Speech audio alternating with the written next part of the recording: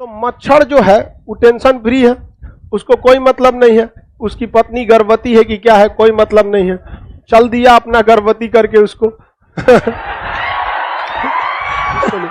म से होता है मलेरिया, म से मलेरिया, प्लाज्मोडियम से होता है, किससे होता है, प्लाज्मोडियम से। अब इन मलेरिया के प्रोटोजोआ को मादा जो होती है एनाफिलीज, मादा एनाफिलीज मच्छर वो अपने ऊपर बैठा लेती है, अपने ऊपर बैठा लेती है। अब मच्छर भी अपने ऊपर बैठा लेता है।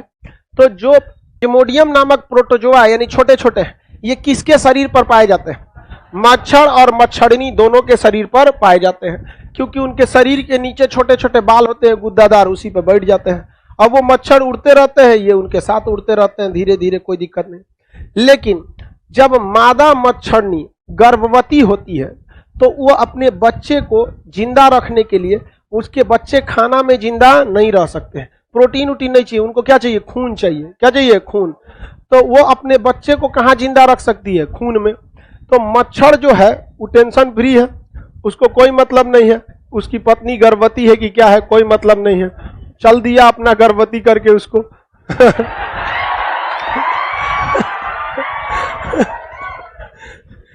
आदमी हो या जानवर, सब में पुरुष एकदम खचरा होता है। उसको गर्भवती करके वो चल दिया साइड में, अभी बेचारी क्या करेगी, हाँ।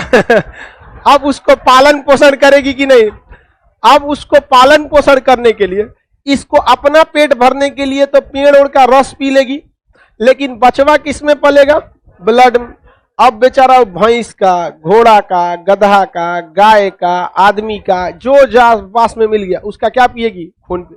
अपने लिए, किसके लिए, बचवा के लिए वो क्या करती है, खून पीती है। समझ में आ गया कि नहीं, जिससे कि उसका बच्चा जिंदा रह सके। और देखिएगा आप, कभी कभी देखिएगा जानवर हो या मानव, माँ की ममता बहुत, मतलब उसका कोई सीमा नहीं होता। आप देखिए मछुआरा को मारेंगे ना, भाग जाएगा, फिर आके पिएगा। रीजन क्या है, उसको पता है कि अगर हम 2 से 3 घंटा के अंदर ब्लड नहीं पिएंगे तो मेरा बचवा मर जाएगा। तो कभी कभी देखते हैं बेचारा सब एकदम जिदियाइले पीता है, और आदमी और बिखिया के पीटता है, तब वो पीटिए तो फोटोकॉपी करके चल जाता है, जो रख लो मेरा फोटोकॉपी। तो जितना मच्छर का फोटोकॉपी बन जाता है वो सब क्या चीज रहता है, प्लाज्मोडियम वगैरह, वो काफी ज्यादा उसमें रहता है। अब देखिए जब मच्छरनी बैठती है अपना मतलब डंक डालती है पीने के लिए, तो वहां हल्का सा क्या होता है, सुराख, और मच्छर के पूरे शरीर पर क्या बैठा हुआ है, प्लाज्मोडियम। उस सुराख के पास थोड़ा सा क्या लग जाता है, प्लाज्मोडियम, और उसके रास्ते कहां चला जाता है, अंदर। अंदर गया तो किसमें मिल जाता है, ब्लड में। और ब्लड कहां जाकर स्टोर होता है, एस्प्लीन में। कहां पर, एस्प्लीन। ब्लड बैंक किसे कहते हैं, एस्प्लीन, हिंदी में प्लीहा, दूसरा नाम हिंदी में तिल्ली, क्या था, तिल्ली, क्या था, तिल्ली। समझ में गया। जितना ब्लड डिफेक्टेड हो जाता है, ब्लड में कुछ खराबी आ जाती है, सब ब्लड कहां चला जाता है, एस्प्लीन में। अब ब्लड में आ गया है क्या, प्रोटोजोआ, वो भी कहां चला जाएगा, एस्प्लीन में। और एस्प्लीन को जाके अब वहां पे अपनी संख्या क्या कर देता है, बढ़ा देता है। और एस्प्लीन को समझे में नहीं आता है कि ये है क्या, धीरे धीरे स्प्लीन काम करना छोड़ देता है। अब स्प्लीन अगर खत्म तो आपका ब्लड साफ नहीं हो पाएगा, क्योंकि मरे हुए ब्लड को स्प्लीन ही खा पी के क्या करता है, खत्म करता है। और उस स्प्लीन पर कब्जा किसका हो गया है, इन प्लाज्मोडियमों का, किसका, प्लाज्मोडियम का।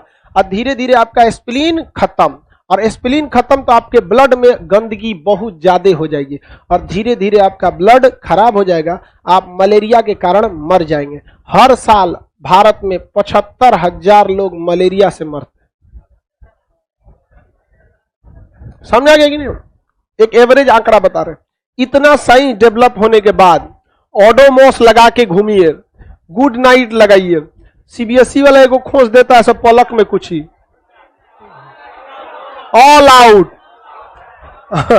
कुछ कुछ में खोज देता है, देहात में गोईठा जलाइए, लोबान सुखाइए, अजा अलग अलग। इस सब के बावजूद मलेरिया से इतने लोगों की जान जाती है। मलेरिया से क्या होती है, इतने लोगों की जान चली जाती है। किसी को कोई दिक्कत, मलेरिया किस प्रोटोजोआ से होता है, प्लाज्मोडियम प्रोटोजोआ से हो जाता है। यह प्रोटोजोआ मच्छर में कि मच्छरनी में, दोनों में।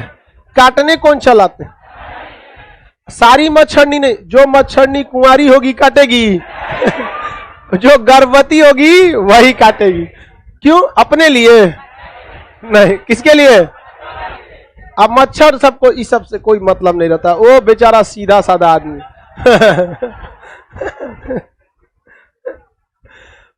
किसके? प्लाज्मोडियम। अब बताइए, अगर किसी मच्छर या मच्छरनी में आप किसी मच्छर को घर में पाले हैं, सुगा की तरह पोस पाल के बड़ा किए, उसको नहला वहला के धूल धाल के प्रेस रख, उस पर सैनिटाइजर मारिए, अगर उसके ऊपर प्लाज्मोडियम नहीं है और वो काटेगा, या वो काटेगा तो है नहीं, काटेगी, अगर वो काटेगी तो क्या आपको मलेरिया होगा? मलेरिया नहीं होगा। समझ में आ गया कि नहीं आ गया? किसी को दिक्कत? तो मलेरिया का कारण मच्छर नहीं है, बल्कि मच्छर के ऊपर उपस्थित प्लाज्मोडियम नामक प्रोटोजोआ है। अब देखिए, आप कहेंगे कि सारा मच्छरवा या जितनी मच्छरनी काटती हैं सब, हम मच्छर बोलेंगे तो आप समझिएगा किसके बारे में बोल रहे हैं? मच्छरनी के बारे में बोल रहे हैं। और आप लोग तो डायरेक्ट समझिएगा किसके बारे में बोल रहे हैं? मच्छरनी के बारे में। तो जितने मच्छरनी काटती हैं सब, तो हर बार में आपको मलेरिया क्यों नहीं हो जाता है? क्योंकि हर चीज की एक अवस्था होती है। जो प्लाज्मोडियम प्रोटोजोआ है, जब तक ये जवान नहीं होगा तब तक नुकसान नहीं पहुंचाएगा। तो इसके जवान होने की अवस्था को हम लोग क्या कहते हैं? लोग देखिए, जब ये जवान हो जाता है प्लाज्मोडियम प्रोटोजोआ, तो ये यंग एज में क्या करता है? एस्पेरोजाइट कहते हैं। जब ये यंग हो जाता है तो उसे क्या कहते हैं? एस्पेरोजाइट। आगे बढ़ते हैं लोग। अब इस मलेरिया से बचने के लिए दवा लाई गई, जिसको छाल से प्राप्त किया जाता था। सिनकोना की छाल से कुनैन का रस प्राप्त करते थे, उसको पीते थे, वो ब्लड में घुलता था, फिर एस्पिलिन में जाता था, और एस्पिलिन में किसको मारता था? प्लाज्मोडियम नामक प्रोटोजोआ को मारता था। फिर वो बन जाते थे, फिर मारता था, 6 महीना टाइम लग जाता था।